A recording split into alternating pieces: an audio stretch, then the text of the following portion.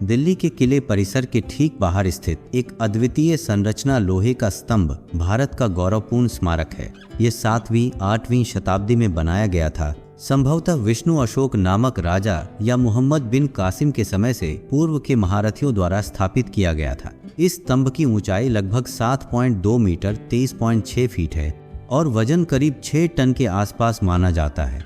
स्तंभ की सतह पर संस्कृत में लिखित शिलालेख उकेरे गए हैं, जिसमें विक्रम संवत 428 लगभग 370 ईस्वी की तारीख का उल्लेख मिलता है। यह स्तंभ एक समय में नागार्जुन यज्ञ का हिस्सा रहा होगा। मुस्लिम विजय के बाद इसे किले के पश्चिमी भाग में स्थानांतरित किया गया। अंगूठ सा आकार वाला शीर्ष और आधार मात्र चौकोर पेडेस्टल इसकी इकाई वास्तुकला को दर्शाता है। लेकिन सबसे चमत्कारी तथ्य यह है कि 1600 वर्षों तक यह लोहे का स्तंभ बिना जंग लगे आज भी खड़ा है। ब्रिटिश युग में कई अभियंता और ओरिएंटलिस्ट्स जैसे विलियम एलियट, जेम्स प्रिंसेप ने इसका अध्ययन किया। प्रिंसेप ने इस पर पॉलिश की आकृति बनाई और इसके संरक्षण हेतु उपाय सुझाए। इसका जंग प्रतिरोधी गुण अध्ययन के केंद्र में रहा है। उस समय स्तंभ पर एक पतला पॉलिशिंग मिड दिया गया था ताकि लोहे की रक्षा हो, पर आज भी स्तंभ बिना किसी विशेष रोक टोक के जंग की चुनौती झेलता रहता है। लोहे की सतह लगभग 98% शुद्ध लोहा Fe और केवल 0.15% कार्बन से बनी है, यानी यह वंशर्त जंग रस्ट से बची हुई संरचना है। इसमें फास्फोरस की मात्रा अपेक्षाकृत अधिक है, जो जंग रोकने वाली संरचना विकसित करती है। वर्ष 700 ईस्वी की इस तकनीक को उस समय के लोहे कोठारियों द्वारा विशेष तरीके से तैयार की गई जबराट स्टील की श्रेणी माना जाता है। शिलालेख में बताया गया है कि विष्णु पादशिल नामक नागर रसायन से यह निर्माण हुआ। इसमें एक राजा विष्णु राजा को वर्णित करते हुए लिखा है कि उस समय नागवर का दबदबा था। शिलालेख में एक लंबा वर्णन है जिसमें राजा और विजय प्राप्त करने की कथा उकेरी गई है। साथ ही ये उल्लेख है कि इस लोहे का स्तंभ एक श्री यज्ञ फल का स्मारक था।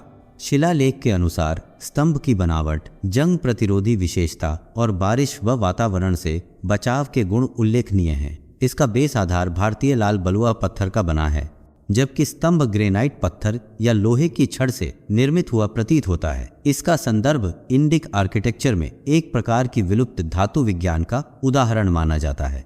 वैज्ञानिकों और धातु विशेषज्ञों ने इस स्तंभ का विस्तार से अध्ययन किया। CSIR प्रयोगशालाओं मेटलर्जिकल स्टडीज से पता चला है कि स्तंभ की सतह में प्राकृतिक रूप से बनी हुई फॉस्फोरस रिच पैसिव फिल्म की एक पतली परत है, जो लोहे को जंग से बचाती रहती है।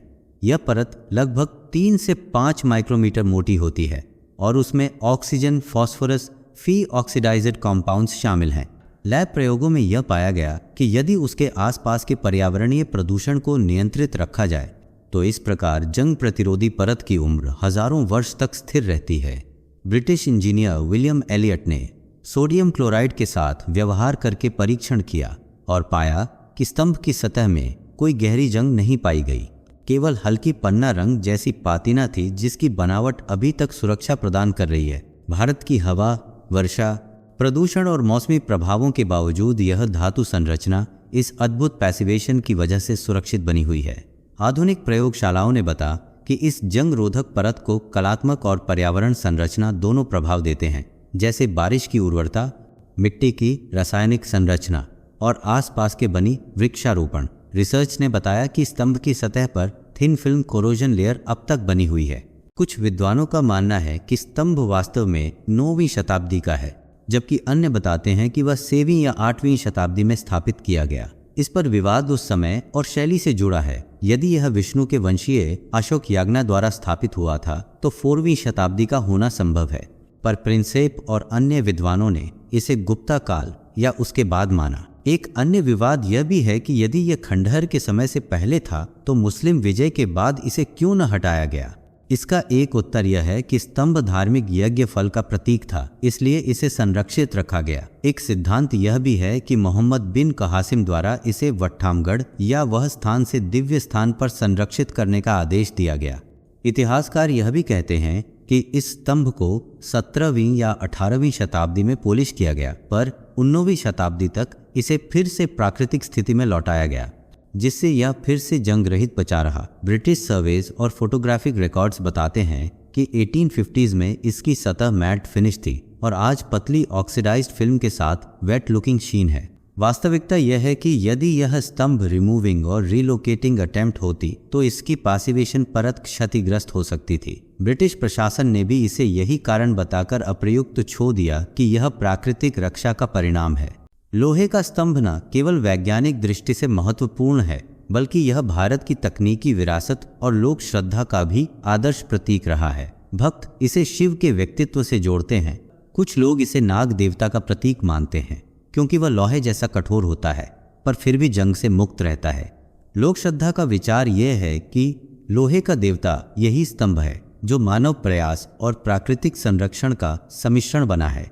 सांस्कृतिक रूप से इसे शिक्षा, करुणा और लॉन्जेविटी के प्रतीक माना जाता है। कला एवं पुरुषोत्तम शैली दर्शाती हैं कि कैसे भारतीय धातु विज्ञान और वास्तुकला ने काल की चुनौतियों को पार किया। आज इस स्तंभ के पास सूचना बोर्ड, पर्यटक गाइड, हेरिटेज वॉक टूर्स चलते हैं और इतिहास प्रेमी इसे देखने आते हैं। आर्कियोलॉजी स्टूडेंट्स इसे स्टडी साइट मानते हैं। यह स्तंभ मानव प्रयास और धातु विज्ञान के ऊपर एक निशानी की तरह पड़ा है। लोहे का स्तंभ आज भी खड़ा है, जंग रहित, समय से अटल। वैज्ञानिकों का मानना है कि यदि इसे प्रदूषण और अम्लीय वर्षा से दूर रखा जाए तो यह संरचना सदियों तक जिंदा रह सकती है। ASI और हेरिटेज कॉन्जर्वेशन ग्रुप्स इसे संरक्षित रखने में सक्रिय हैं। Digital scanning, 3D modelling, metallurgical sampling किए जा सकते हैं ताकि फ्यूचर रिसर्च और धातु विज्ञान अध्ययन हो सके।